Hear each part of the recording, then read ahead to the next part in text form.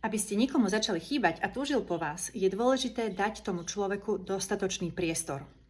Často sa muži a aj ženy sťažujú, že sú bombardovaní správami, hlasovkami, vyzvedačskými otázkami typu kde si bola, čo si robil. V takom nastavení sa nemá ako vytvoriť túžba a tajomno. Samozrejme, dávkovanie je kľúčové. Ignorovať niekoho je podozrivé a ničí dôveru.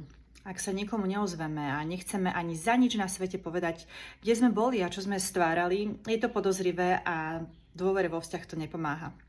Treba v tom byť autentický. Recept na to je taký, že by sme nemali hrať žiadne hry. V zmysle zatlkať a neozývať sa na schvál, aby sme vyzerali nedostupní. Naopak, treba si vytvoriť svoj aktívny život. Priateľov, koničky, robiť veci, čo nás bavia a naplňajú a byť spokojný sám so sebou. A do tohto nastavenia vpustiť nového človeka. Spraviť pre ňu miesto. Keď máme sami plný život, nevisíme na druhých ľuďoch. Nerobíme ich zodpovedných za to, že my sami nevieme, ako si vyplniť náš čas a ako byť spokojní s tým, čo máme. Všetci sme priťahovaní ľuďmi, ktorí sú činorodí, zaujímaví a tak trochu tajomní. Tak aj vy sa k takým staňte. No nezabudnite, umenie je v dávkovaní a v autenticite. Držím palce.